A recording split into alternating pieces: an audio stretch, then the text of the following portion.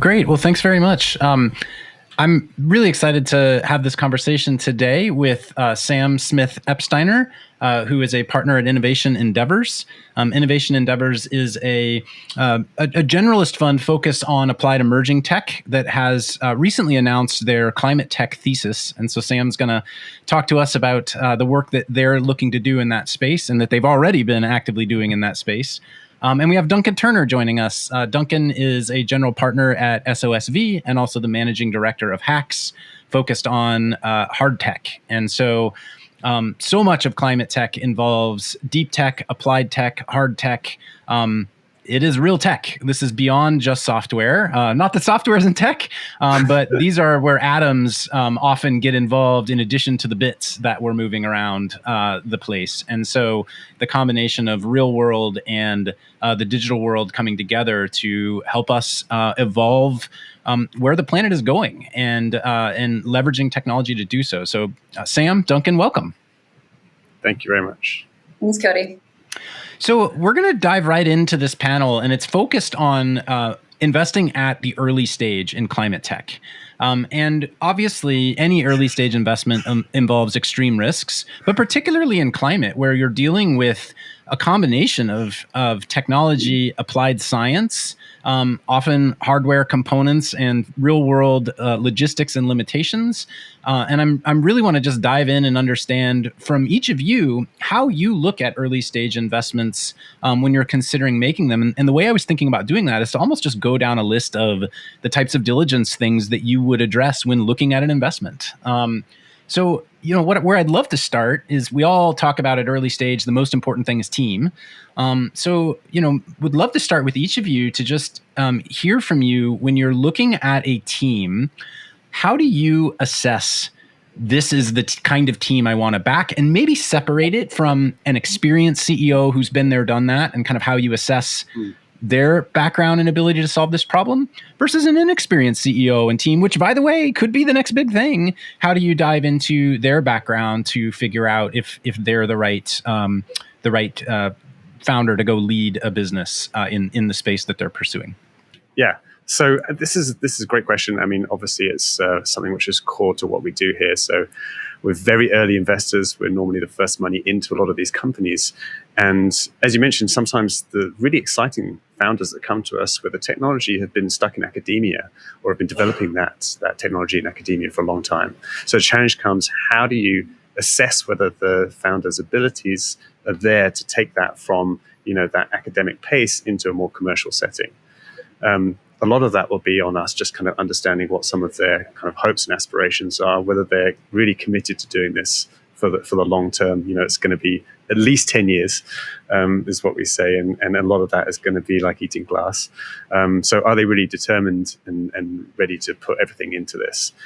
Secondly, then when we look at the technology, we're fortunate enough that we have a very large executional team made up of scientists and engineers. And we really just kind of ask ourselves, given what we've learned from kind of back and forth on conversations, could we go out and build this ourselves? Determination, grit. Are they going to bear through with this? Do they really have the passion and drive to take the technology they've been developing and then actually commercialize it?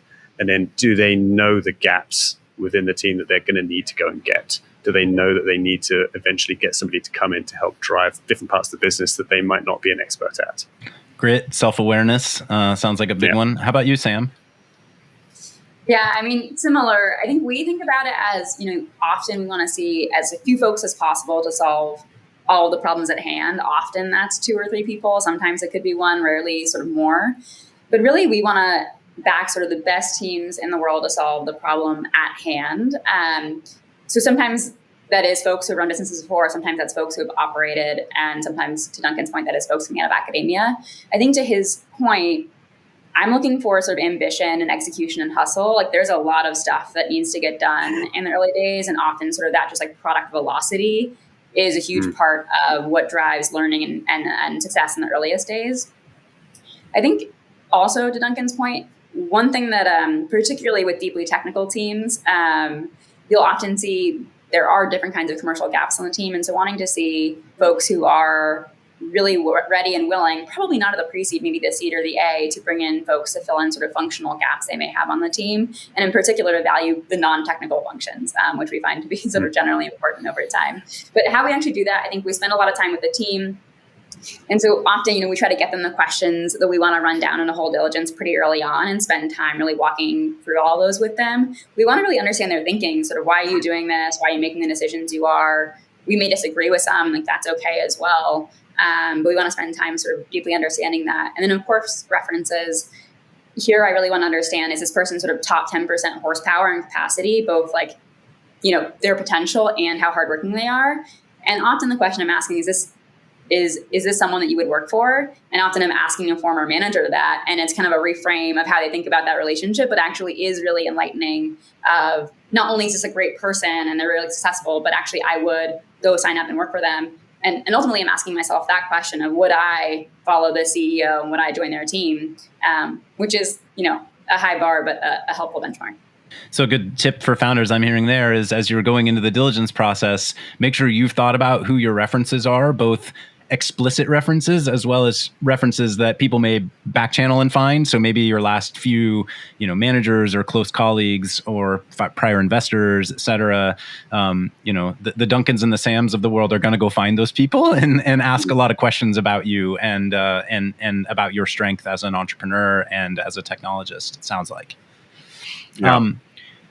So the next question I want to ask, Sam, you mentioned mission driven and like the why are they doing this?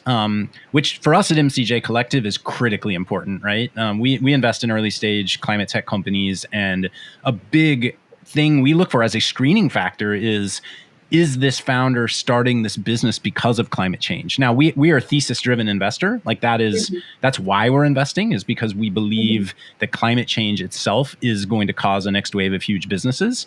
But I want to understand for each of you, when it comes to the climate impact you're assessing, what do you look for? How do you assess whether a given technology is going to make the requisite impact? And do you have specific impact criteria that you are seeking, and or maybe speak generally about other co-investors you've seen and some of the different lenses you've seen out there as well? It's just so founders are aware of those things.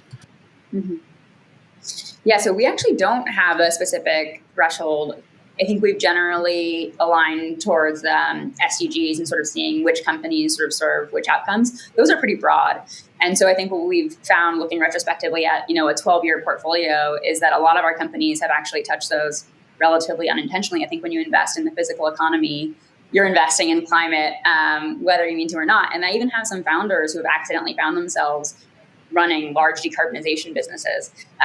Sometimes they're sort of, ML efficiency-driven companies that drive value for customers, and in doing so, reduce emissions by, really significant numbers, 20%.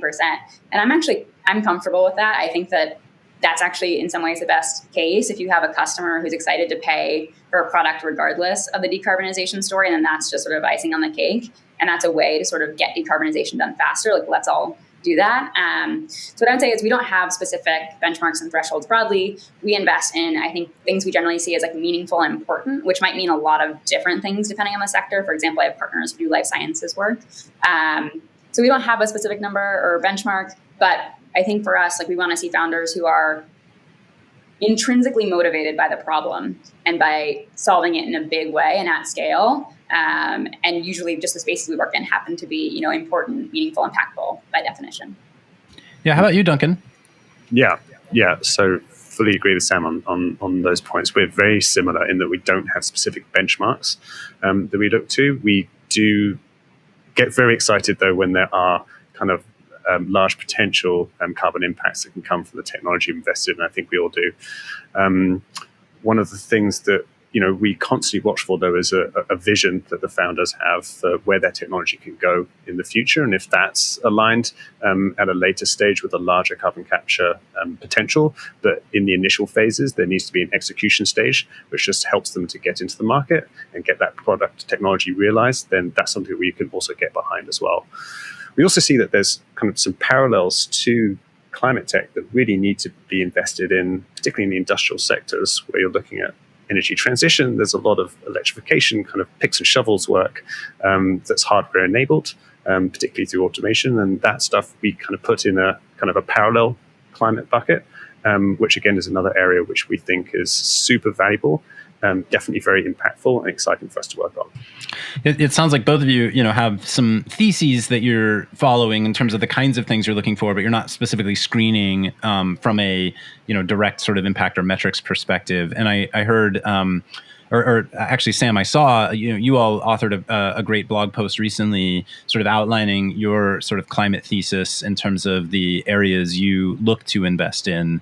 I'll say for us at MCJ, because we are a climate focused fund, we don't have metrics or sort of benchmarking criteria, but we do have 4 factors that every investment we invest into has to meet at least one of, and they are around their climate focus as a business. So they're either pursuing direct carbon removal, they are pursuing carbon or emissions mitigation, meaning so direct carbon removal, they're taking stuff out of the atmosphere.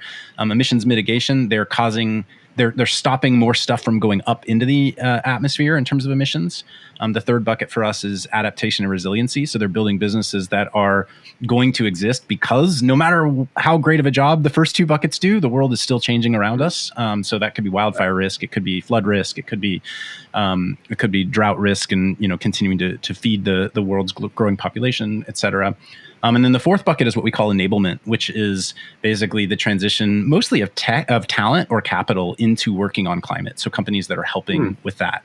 And so I think, one thing for founders who are listening to this to think about is for every fund you reach out to, try to do your homework. Many of them are publishing, sort of a thesis online about, what areas they're looking at or how they focus on different types of climate impact, and make sure that you're reaching out to the right funds. Do your own sort of customer validation process as part of that, but then also try to work your story in to help the partner you're talking to think about how your business could be a fit for them. Would be my advice there. I want to move into tech. How do you do technical validation? Particularly of these early stage businesses, which in many cases might still be pre-pilot, right? Maybe this is something you only have lab validation work to look at, right? All you can do is view their bench testing results as an example. To get confident enough in something that is not yet out in the market and write an early stage check into requires some pretty significant tech diligence, I would assume, on your end. So maybe explain to us how you dive in and validate that this team is able to build what they think they can try to go build. We're really lucky to have a whole team of executional people, everything from chemical engineers, scientists, through to mechanical, structural, and electrical. We reach out to them, get their input onto that. They're part of the diligence process, i.e. the investment committee before we make an investment has to be kind of signed off by our technical staff, many of whom are partners at the fund. And one of the key kind of barriers for us will be like if we don't feel like we could step in and help the founders to build this, or we feel like it's too far away from our expertise area, it's going to take us a lot longer to get conviction around putting that first check in. Because when we're putting that first check in, we're really committing to a lifetime with those founders and continued investment as long as the execution stays on track. So for us, where it's been framed, when the technology's been framed in a way that we can understand very easily how we could build that ourselves and add value through the different services we offer, then we get very high conviction on the technology. Also, we're fortunate enough just to have done this now over 100 times with different companies, and sometimes there's parallels there with different technologies, and so we know ahead of time some of the challenges the founders will face, and we're able to then ask them questions based on our experience, which is just a great strength to have. Duncan, I just want to underscore what you just said, because it feels like that's something that often founders aren't fully considering, which is you're really not going to lean in and make an investment unless it's a company you feel like you all can directly help. And so it's not just a matter of, wow, this is a cool opportunity, or I see this could be a big business, or I'm sure this will be a great investment, but also we know we're going to actually drive value into this company ourselves. And that's something that no matter how much the founder might pitch or share or help you with information, if you can't get there, it's probably not an investment you'll do, is my guess. Correct. And it's often a strange conversation at the end where we just say, look, we love it, we think it'll be successful, but we can't help, and therefore we can't invest. And the founder's like, okay, well, I just need your money. Yeah, like, it's very different than buying stock on Robinhood, right? Really not. Yeah. Great. How about you, Sam? Yeah, I think we ultimately, like at the early stages of technology and business building, like we're comfortable taking technical risk, but we need to believe there's a path for this to scale. So we need to see sort of the path towards economics that makes sense, all these kinds of things. And I think the questions we're always digging in on are, what are the assumptions behind that making sense, and how much risk is there in each of those? Like if it's, we have exactly the engineering roadmap laid out and we actually feel pretty comfortable with each of these things, that's pretty different than we need to get from some price per kilo to something much lower, and we're not exactly sure sort of what the journey is to get there. So often we spend our time sort of digging in there, and that looks like a few things. I think one, to Duncan's point, we often have a prepared mind here, where it's a space we've looked at for a while. We know exactly like what has and hasn't worked. We have maybe a hypothesis around what we might want to see. Often it's a question coming back to talent of, have these folks done something similar in a different space or prove this on a different kind of product category, and as a result have the exact expertise to solve the problem. And then we'll also bring in sort of external technical diligence folks who may be sort of at parallel companies elsewhere who can help us sort of dig into, obviously we don't know if this works at scale, but we can take a look at sort of the approach. And I think there's always some balance of wanting it to be hard enough where it's interesting and defensible, but not so hard that it is actually impossible. So we're looking for something sort of in the middle there. We all want to see the impossible happen, but sometimes things are just too hard. It's a good criteria for anyone to follow. Help me understand, as you're going through the diligence process, how do the best CEOs manage the process? What do they have in terms of a data room? What do they have in terms of, giving you information or providing you with what you need to continue to move through the process efficiently? Yeah, I think this changes pretty dramatically over a company's life cycle. Like what you'll see at a Series B raise will look entirely different than a seed.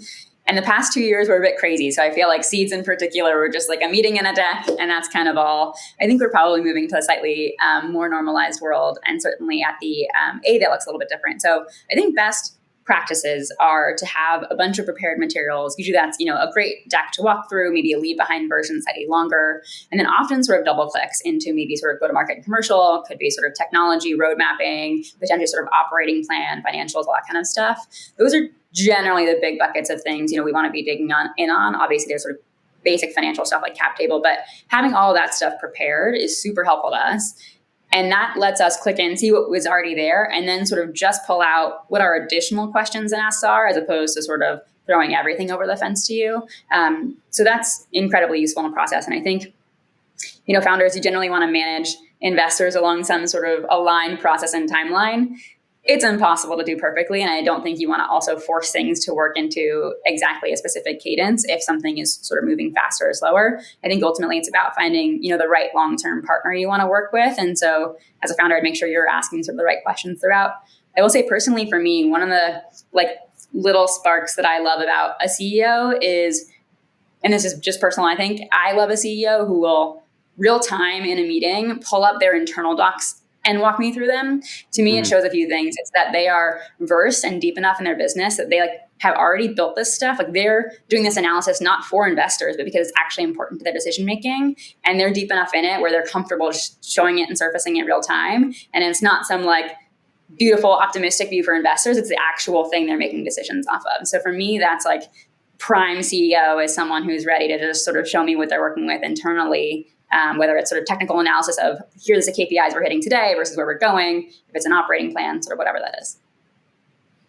Yeah, totally. Sam made some excellent points there, particularly about the fact that this changes over time, right? And so for us, we're actually doing constant due diligence. Most of our funds get invested after they've initially worked with us. So even while they're working with us for the first 3 or 4 months, that's a great time for us to do due diligence on the company, to kind of see, we're breaking bread with them to start with. They're in our office, but we're helping them with the technology and seeing how they run as a company, which really helps us to get great insight into how the founders are working together and how they're going to get over obstacles in the future. I'd say right at the start for us, one of the big red flags is when a CEO or a CTO is cautious about sharing technology, that just becomes incredibly challenging. We do understand there's a perceived risk there, but at the end of the day, we're talking to you because we want to invest into the company, and so there just needs to be an openness and transparency with where things are at in terms of the technological progress, but then also where they see the challenges going forwards. I think that kind of opens up for a much better conversation with investors, which sets you on a path for openness and transparency in the future. I think it's a great point, Duncan. And, there is obviously some degree of proprietariness to any company, for sure. But my experience is at the end of the day, especially at early stage, it's all about execution. And, that's why the first question I asked was about team, because the team is so important. And, you could have the greatest secret sauce in the world, but if you don't have the right team to go execute it, it doesn't matter. And so, if you're confident that your team is the right one, you're going to out execute anyone around you anyway, even if they had all the secret sauce that you have. At least that's been my observation so far. Let me ask a little bit about how to leverage investors post round. So we talk so much about, who are the right investors for my cap table and this, that, and the other. My experience is at the end, when all is said and done, it's really actually incumbent mostly on the founders to leverage their investors. Investors are going to try their best to reach out and be helpful, but the best founders to me are the ones who know how to use the investors they have around the table. And I'm curious if you have advice for founders on post-investment, what you've seen be effective in terms of them getting the most out of their investor base. Great question. I think the baseline that is not everyone does is sort of a monthly update to folks of here's what's going on. And to Duncan's point, I would be as transparent as possible there. Here's the highlights, here are the lowlights, maybe hiring is behind schedule, all these kinds of things. And as a result, here are sort of the asks that come out of that. I find that we often can deliver on something quite tactical for folks if we know what it is. And so just keeping us in the loop in that way is very helpful. And so, I think just putting out there what exactly you need and when, and also maybe finding the time. So for us, where we are lead investors, which is really sort of our main bread and butter, we have biweekly cadences with most of those CEOs and are checking in. But, it's on the founders to sort of make sure that you're using those times well, getting them on the calendar, those kinds of things if they're useful too. Yeah, exactly. Double down on that. I've just seen, founders that do this well are really respectful of the investors' time, but also try to get the best out of them. So where this goes wrong often is where they're giving investors, I think investors want an update on how things are going. And it's almost like a status report, hey, everything's great, don't worry, don't create problems for me. Whereas that really what the investor wants to know is what are the problems, where can you best leverage me and how can we make sure that there's value from me versus just telling me how great everything is, and then suddenly we find out things are not so great in the future. And I think that is kind of amplified in a board situation. So whenever an investor joins a board, you really need to make sure that those board meetings are not status updates, but they're actually just leveraging the time you have with the investors to make sure you get the most value out of it. So come with 3 or 4 things you really want to get answered in that board meeting, provide enough information, and then make sure that you're digging down to get the best insights or the best feedback. Yeah. I encourage founders to, expect good behavior of their investors and board members, expect that folks have read the updates you sent them, maybe even sort of preface that before or in a meeting, and you will then be able to use the time to sort of discuss those questions as opposed to sort of giving that readout. Yeah, and my experience is that the dynamics that you both have hit upon, which is, leaning in for help and actually reaching out to your board members with your problems or your investors with your problems, is actually something that even the best conversations are like that at the pitch, right? They're not we have all the answers. Here's why we're awesome. They're, hey, we've done some pretty cool stuff. Check it out. And then here are the things we need to figure out over the course of the next 12 months, 18 months that we don't have the answers to. And this is what your investment is going to help us figure out, right? And so if that relationship and that cadence starts even before the investment, it's more likely to continue through during the investment. And, at least for me, back to your point earlier, Duncan, about, founders being self-aware of the gaps in their team and this, that, and the other, that's also self-awareness in what do they not know about their business and where are they looking for help and support. So I guess the last question I'll ask each of you is just anything you're currently most excited for right now, anything you're looking for, particularly in the climate tech world. Give me a 15-second answer on that. And Sam, you go first. Sure. Building decarbonization, I think everyone's thinking about it in light of the Inflation Reduction Act, but we've been really trying to find solutions that help accelerate electrification of buildings, in particular rollout of heat pumps. So folks are working on that. Really excited to chat. And then the other thing is, on the energy storage side, we are unlikely to do like a single asset hardware investment in a battery company. That being said, we're really excited about everything around storage, given sort of the huge market we imagine coming there. So are looking at some stuff like storage PPAs and optimization, better understanding state of health, recycling and repurposing, really sort of anything in and around that ecosystem.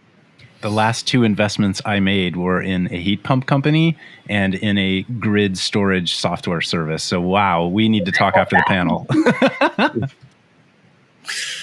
So for us, I mean, we just look at a huge number of companies. There's so much there because we're so broad in terms of what we can look at. So in the energy sector in particular, we're focused on a variety of different spaces. I'd say, though, when we get really excited about certain things is specifically is new archetypes in biomanufacturing. So bioreactors doing something in a new way. That's super exciting for us.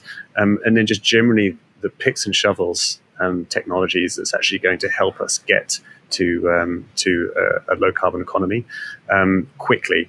There's so many investments out there that are kind of 15, 20 years out. We get actually really excited about things that we can implement and get out into the world in the next year or two. And that's where we're super excited to partner with companies and to help bring value we can. Duncan, Sam, I'm so appreciative of your time today, sharing these tips with all of us. And I really want to express my gratitude to any of the founders who are out there listening. It's hard. You've got investors here who are telling you what they're looking for, what they're not looking for, this, that, and the other. But you're the ones out there actually building these solutions that are helping our planet, hit hopefully a not only a livable future, but a thriving future. So thank you for all that you do. And thanks to SOSV for having us today.